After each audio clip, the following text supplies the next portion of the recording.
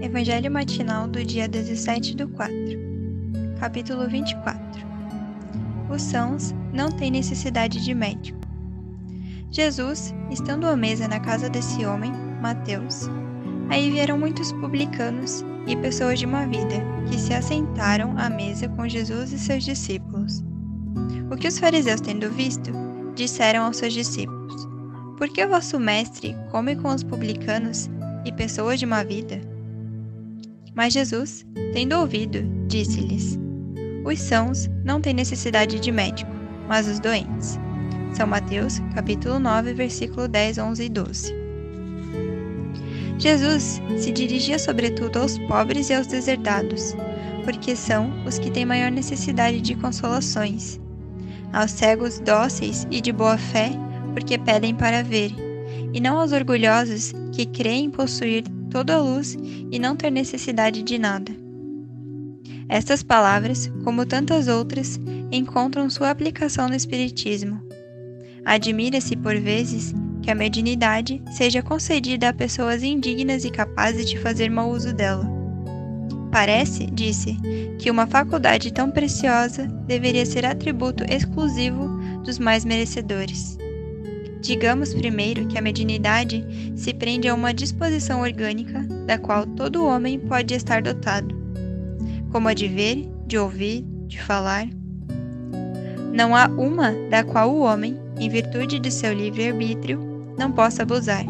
E se Deus não houvesse concedido a palavra, por exemplo, senão aos que são incapazes de dizer coisas más, haveria mais mudos que falantes. Deus deu ao homem as faculdades e o deixa livre para usá-las, mas pune sempre aquele que delas abusa.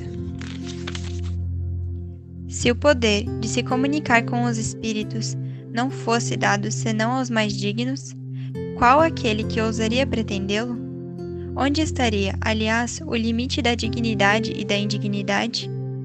A mediunidade é dada sem distinção, a fim de que os espíritos possam levar a luz em todas as fileiras, em todas as classes da sociedade, ao pobre como ao rico, aos sábios para os fortalecer no bem, aos viçosos para os corrigir. Estes últimos não são os doentes que têm necessidade de médico, porque Deus, que não quer a morte do pecador, o privaria do socorro que pode tirá-lo do lamaçal? Os bons espíritos vêm, pois, ajudá-lo, e seus conselhos, que ele recebe diretamente, são de natureza a impressioná-lo mais vivamente do que se o recebesse por outros caminhos. Deus, em sua bondade, de lhe poupar o trabalho de ir procurar a luz ao longe, lhe coloca na mão. Não é bem mais culpado, se não a considerar? Poderá se desculpar por ignorância quando terá escrito ele mesmo, visto com seus olhos, ouvido com seus ouvidos e pronunciado com sua boca a sua própria condenação?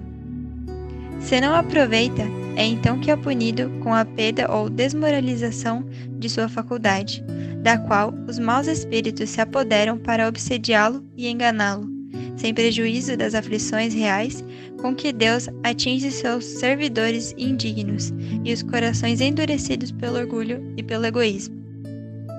A mediunidade não implica necessariamente em intercâmbio habitual com os espíritos superiores. É simplesmente uma aptidão para servir de instrumento mais ou menos flexível aos espíritos em geral.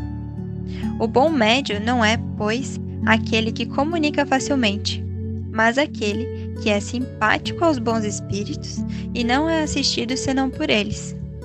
É neste sentido somente que a excelência das qualidades morais tem tanto poder sobre a mediunidade. Fiquemos em paz.